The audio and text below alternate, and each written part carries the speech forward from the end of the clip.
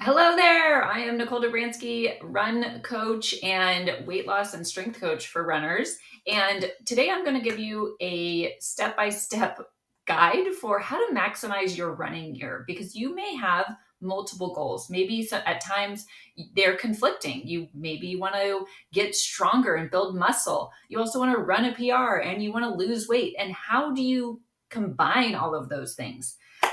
That's exactly what we're going to cover today. And if you're here, you want to become a better runner. You want to reach your potential. You want to get faster. You want to feel stronger, and you want to feel really proud of your training and feel like you're maximizing your time. Because even if you want to become the best runner you can, we all have limited time. Every single one of us. I have 3 young children. When they were very small, it was really hard, and I had to shift my focus in some ways. And no matter who you are, whether you work full-time, you're a stay-at-home mom, everyone is busy and you have limited time and you have shifting priorities throughout the year too, right? Different times of the year might be more busy for you and you don't want to waste time. You're doing your things that aren't making you progress and aren't enjoyable. The second thing is maybe you want to eat healthier. Most people want to eat healthy, to feel good, to fuel our bodies. And maybe you also want to lose weight. That's not required. But if you do, I do help women who are runners lose weight because it can be a big balance between our goals for running when we're getting, we want to be focusing on carbs, we want to be fueling our body, and that hunger that we feel when we are in peak training is intense. And that is not the time that we're working on losing weight. If sometimes we even gain weight while we train for a marathon or a half marathon, which can feel really frustrating, even when we feel like we are eating pretty healthy, right? And it's the nighttime, we're going into the cupboard and we're snacking, and we don't understand why we have this uncontrollable hunger. And that is what I help women figure out and get around and get better balance with their nutrition. That being said, there is a time of year that is better than others to focus on losing weight. And so we're going to talk about that. You want to get stronger, but you're not sure how to incorporate strength training. And this is very important and nuanced because when we're in peak training or when we are training for a race, it can feel daunting to add in strength training. You can feel really sore. Your legs can feel like heavier on your runs after you strength train, which can make you feel like, I don't know if it's worth it, but it is worth it because it decreases your injury risk. It'll make you a stronger runner. And studies show that cramping in marathons is not usually related to nutrition. It's actually related to leg strength. And especially if you're running a half marathon or a full marathon distance, the most important thing that we need to work on is what's called your running economy. And running economy is your body's ability to move at the pace you desire. That is partially going to be related to training and doing work at pace, but also strength training and building your muscles up.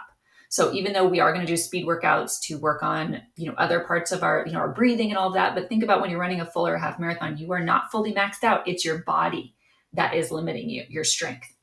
So those are the 3 things we're going to talk about. How do we do this? Because you can't do it all. You can do it all. You just can't do it all at once. So you cannot do all of these things simultaneously. You can't try to lose weight, build muscle, and PR in a race at the same time. However, over the course of a year with a strategic plan, you can do all 3 of those things. You can. And maybe there might even be years that we're focusing more on strength. Like what I was mentioning earlier, when my twins were very young, I did way more strength training at home. It just was convenient for me to do my body workouts at home in the garage and to run a little bit less. Now that I am really focusing on the marathon, I am running more. I'm doing a little less strength training, but I'm following the method that I'm going to share with you today. It's not going away. It's just not as high of a priority. I also, earlier this year, I really focused on my nutrition. I lost 5 pounds in 1 month when I started off in the off season. And then I continued to improve my nutrition and gradually lost 12 pounds this year, have been able to keep it off and continued my healthy eating, even when my training was building up, and have really gotten in a great place with my nutrition this year. So even though we're not in that weight loss mode throughout the year, I'm still maintaining those habits. So that's what we're going to talk about today. And we're also going to talk a bit about periodization, which is the idea that your training itself, meaning your half marathon training, your full marathon training, even your 10K or 5K training, they all are going to have a strategy with them. If you are working with a coach or you're following a training plan, that's why it's important to have a plan. Even if you don't decide to, join our Run Strong training club or to work with a run coach, at least if you're following a plan, that is way better than just winging it. Because when a plan is created for you, it is going to be periodized, meaning a certain part of the training is called base building, when we are just building our aerobic foundation. We're building that endurance. We're priming our muscles and our joints and our ligaments to get ready to train, because if we do too fast, we can get injured. And then after we go into that base building, we are starting to what I call the specific phase, the support phase, which is we're starting to work on those speed workouts that are going to get you ready for your peak training. When we're in peak training, or what is called the specific phase, we are going to be working on more goal pace running. And if you are brand new to a distance, a marathon, or you're running your first half marathon, you might not have any of this speed workout, but we are going to be working on that base. And there is going to be intention with your training plan the entire time, because we want to build in a strategic, slow, gradual manner to allow your body to adapt to the training.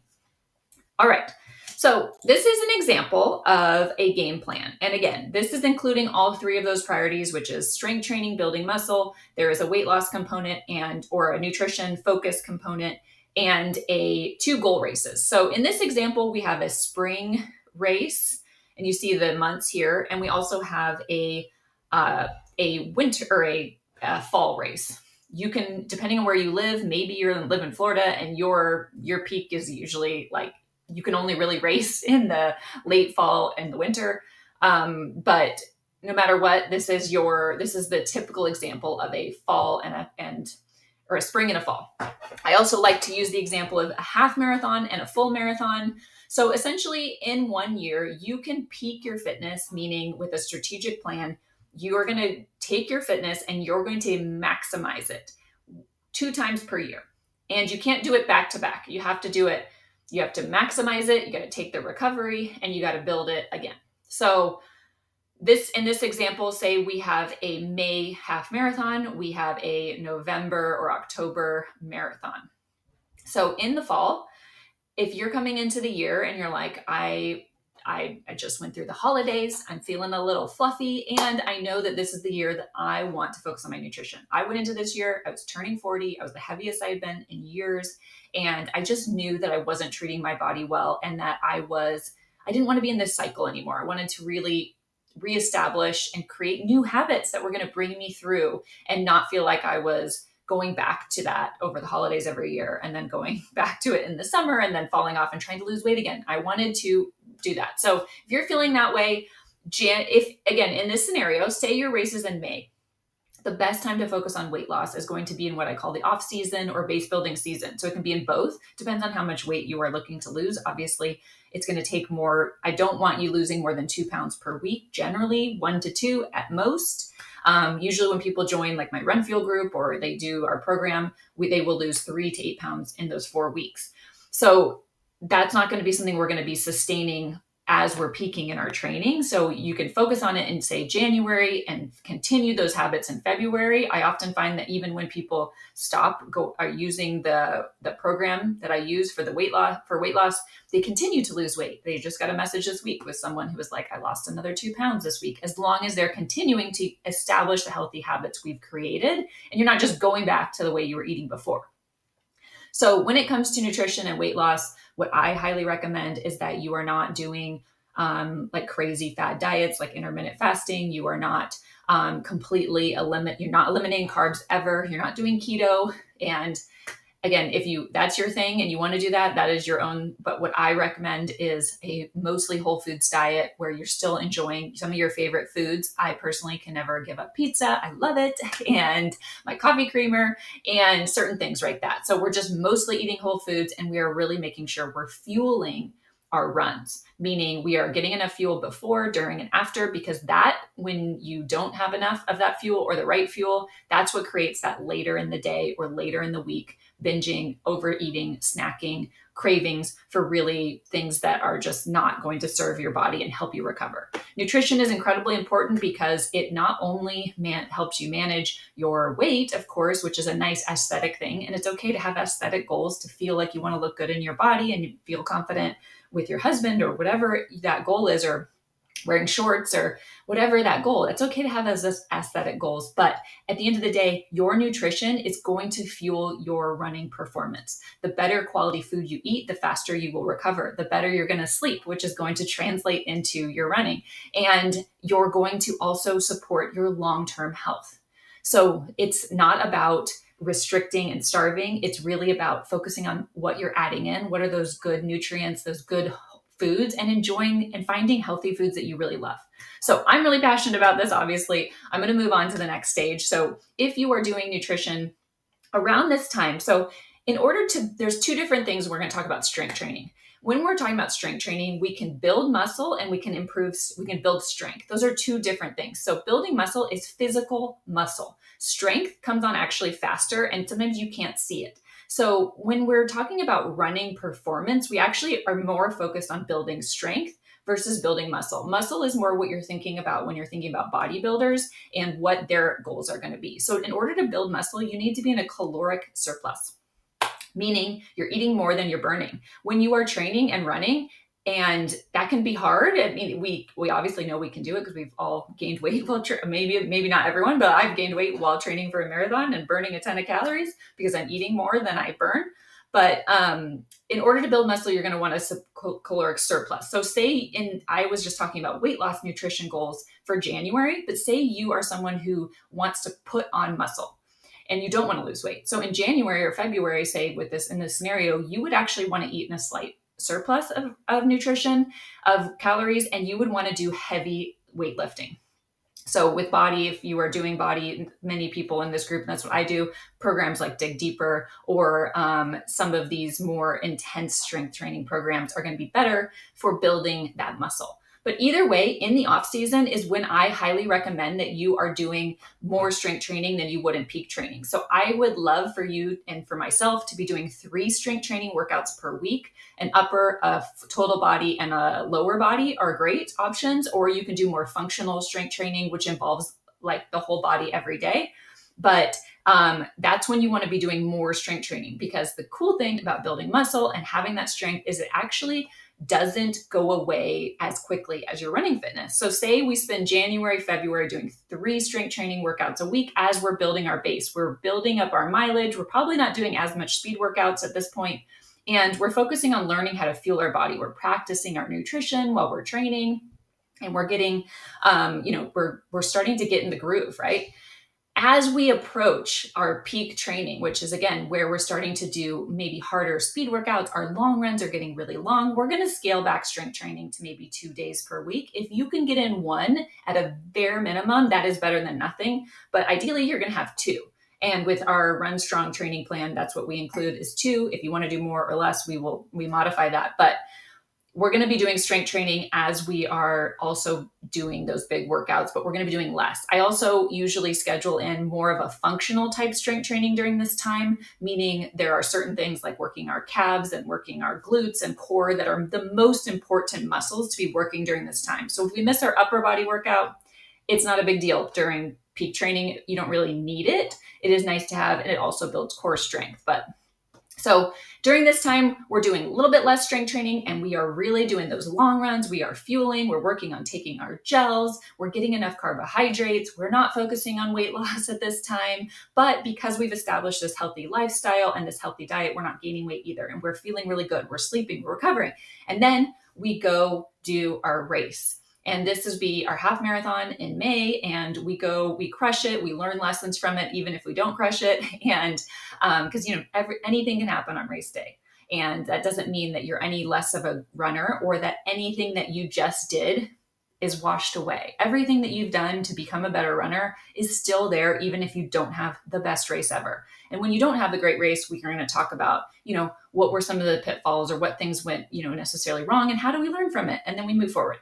But no matter how the race goes, we're going to reflect, we're going to recover. I just ran a marathon and I am on day 5 of no running. I take a full week off after either a half or a full marathon if it's my goal race. So I've taken that time off. I've reflected. I've caught up on things. We're going to like organize our house. This is also a great time to plan a vacation after the race. Sometimes when you're planning your year, it's real. You can think about like, when am I going to have those trips? You can plan trips around your races. You can plan races around your trips. It's okay to go on a trip while you're training for a big race. With a marathon, I always say like, you're probably going to have to try to fit in at least a 12-mile run while you're on that trip. So you just want to think about that. But you can go on vacation during training. It's just not ideal to be in peak training. So plan the vacation for afterwards. Maybe this is, it's May, now it's June and you're going on a vacation. This is the off season again. Now we're in off season. We're in summer. So maybe we're doing more strength training, a little bit less running. Maybe we're just having more fun with our running. Or we could decide we're going to work on some skills like our form or whatever. It's just like that mental break. But now we've got a marathon coming up in November. So 20 weeks out, we're going to start training again. During this off season, we want to maintain some level of consistency, meaning that you are continuing to run, but it's not going to be as structured as often or anything like that. Maybe you're out even getting more hiking in. I like one of my off seasons, I trained to hike the Grand Canyon, and that was really great. And it actually prepared me for my fall training season. So we're not running and we're not exercising during the off season or base building, but we're doing that. If you are an advanced marathoner, this is actually a great time to build your mileage without any speed work. Meaning you're going to be able to start your marathon training at a higher fitness level and a higher level of mileage, but because you haven't been doing a lot of speed work, you are ready to go in and start incorporating that. And you have a higher base to start with, which is going to elevate your entire training on that marathon. If you're not an advanced marathoner, then as long as you are consistent in some way during that time, I don't want you to have any mileage goals. Just go try to be as consistent as you can with a minimum, I would say, of 3 runs per week. So again, we can do more strength training during this time, and then we're doing the whole thing again. We're building our mileage. We are strength training a little bit less. We're doing race-specific workouts. We're running our next race, and we're repeating. So that is how it goes. It's just, there's different phases where we are focusing on different things. And it's, we're incorporating all of like the strength training, the nutrition, and the running all year, but in different phases, there's different focuses. So I hope that this helps. And if it doesn't all make sense right now, that's okay. Part of what the benefit of having a coach or joining our Run Strong Training Club is that you do get support and you can get your questions answered for this. But either way, I hope that this presentation was super helpful. And I just wanted to quickly talk about how you can get support. So Jen and I, we're both RRCA run coaches, we do a group called Run Strong. And that is a half or full marathon training club. We have separate communities and group chats for each one. And you get a custom plan, which is created just for you. So it's based on your race date, your training paces, what days of the week you like to run. If you want to do strength, is it body? Is it Peloton? Is it whatever you want? We will schedule it in for you so you know when to do each workout. I have a special schedule for body though that does create the periodization I talked about earlier with the heavier lifting and then lighter as we go through. And this group is amazing. Everyone connects in the chat. You get running tips and inspiration, but I think it's the community and then having that custom plan that makes it so great. So this is far less than having a one-on-one coach. And it's a way for you to get that custom plan, get that community, and get access to me and Jen. My Run Fueled and Faster virtual community is brand new. I am launching it in December, and this is for female runners over 35. And this is more of an ongoing community. It's a lower membership fee that you're just going to get a monthly challenge related to either running or fueling. So we're going to have a strength challenge in December. January is going to be a nutrition challenge, and then I'm going to alternate running and nutrition challenges throughout the year and help you build community with other runners who are over 35, female runners who are all trying to run healthier, run stronger, and just really connect with one another and continue to get support. Because I find that, I've been running 4-week weight loss program all year for runners. And at the end of the day, I want to continue to support women throughout the year because I know that we're not all, it just really helps to have that guidance and that like continual reminders from a community about how important healthy running is. And then one-on-one coaching for running is Jen and I both offer this for one-on-one, where you're going to get more individual feedback and support from us. So if you have any questions, please reach out to Jen or I to get more information, and we would love to have you continue to work with you. If not, I really hope that you enjoyed this workshop, and I just want you to know that no matter where you feel like, if you're like, oh my gosh, this is a lot, I don't know, like I'm in a different life phase, or I just don't want to do that much, it's just do your best and just know that it is fun to maximize your potential and to think like be curious about what you can do, and just know that it's not about being perfect. Like everything that I said on the roadmap is all things that ideally I would do as well. And I admit, like even in peak training, there were some weeks where I didn't get a strength training workout in, or when I didn't eat the best, or but it's okay, because it's all just about the little by little, a little becomes a lot. So just focus on maybe one thing at a time, and just little by little, you're going to get better. And it's the joy of doing this.